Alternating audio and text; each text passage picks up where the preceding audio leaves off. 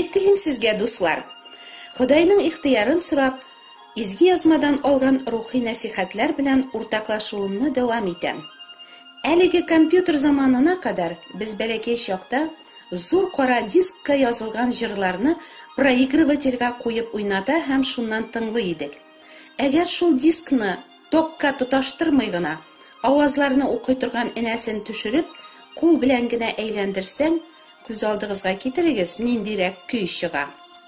Безнең дә тормыш хуҗасына мәңгелек чыганакка тоташтырылмыйча гына яшәргә һәм бәхетле булырга тырышуыбыз нәкъ шундый дискны кул белән әйләндерүдән чыккан авазларга охшаган да инде. Ничек мәңгелек тормыш чыганагына тоташтырылырга соң? Аллаһның сүзләрен уку, аятларны ятлау, тикшерү, өйрәнү генә әле тормыш чыганагына тоташтырылу дигән сүз түгел. Дин тоту, намазлар уку, хәерләр бирү, изге эшләр эшләүдә безне тормыш чыганагына тоташтыра алмый. Нишләргә соң мәңгелек тормыш чыганагына тоташтырылу өчен? Сиңа Раббы каршында тәүбә итеп, Алла бәрәне Гайсәгә ышанып, гунахларыңны аның өстенә салырга кирәк, диделәр миңа иман итүчеләр җыелышында. Шуннан соң Аллага мин булай дип дуа кылдым.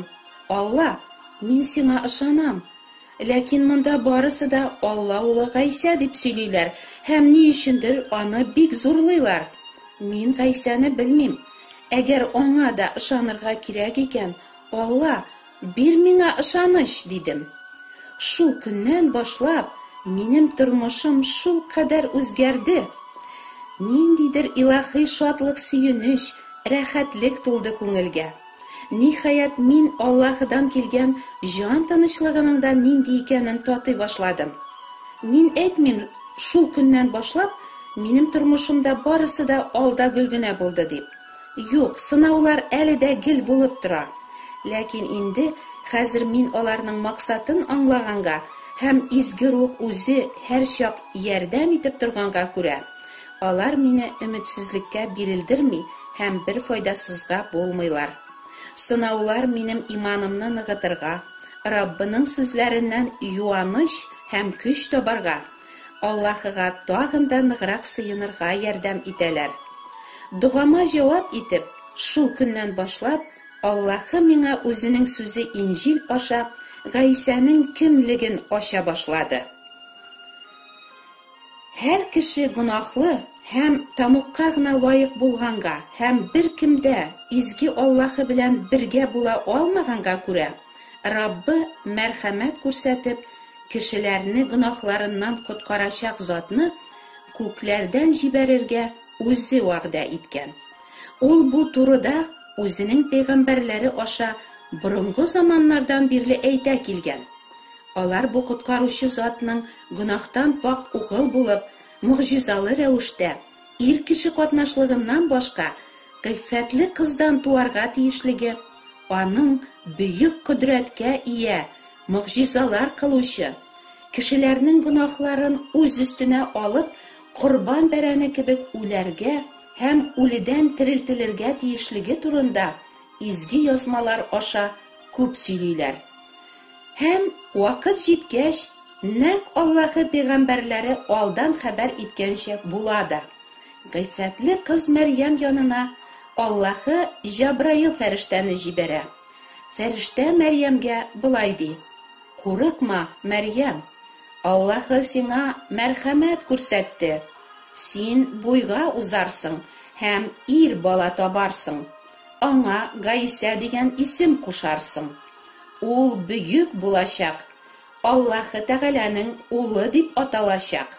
Сиңа изге рух иңәчәк һәм синең өстеңә Аллаһы Тәгаләнең кодрәте төшәчәк.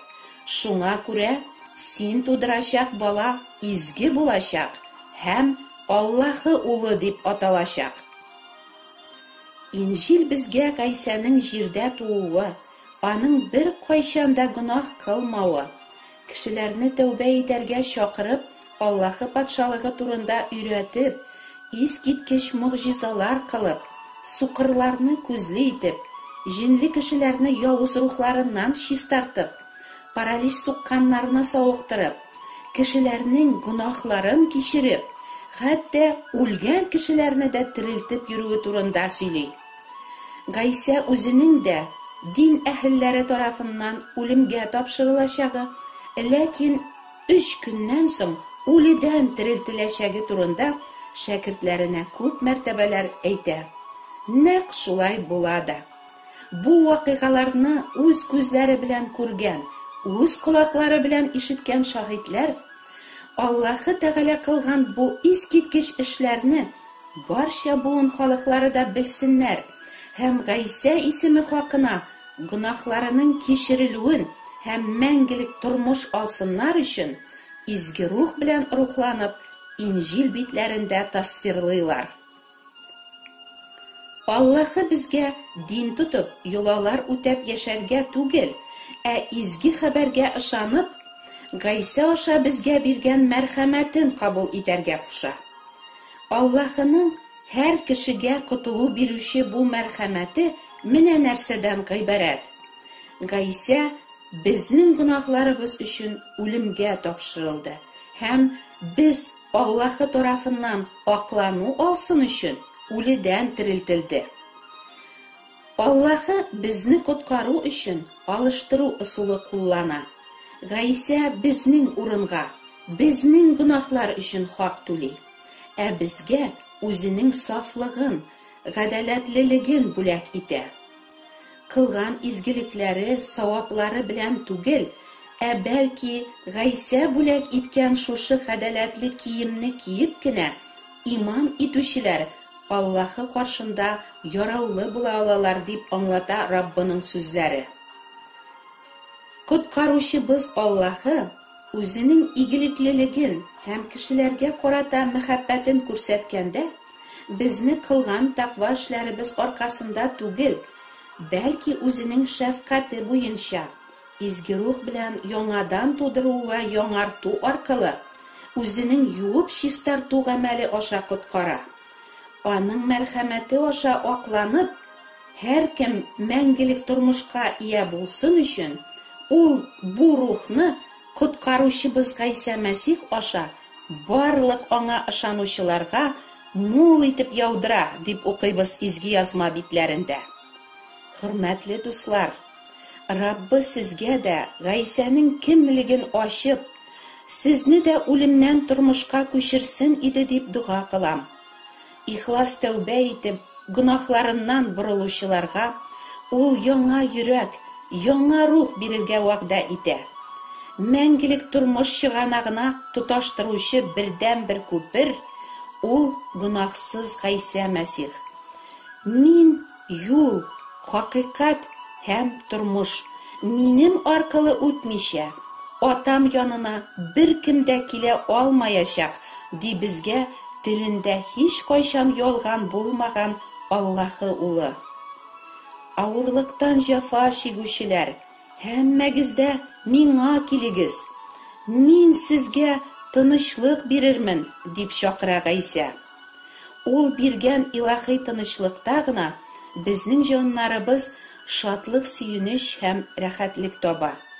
Аллаһы гөнаһларыгызны кичереп, сезне тамуктан коткаруын теләсәгез, тормышыбыз хуҗасының сүзләрен, изге язманы бөтен күңелегезне биреп өйрәнегез һәм фикерләү рәвешегезне үзгәртегез.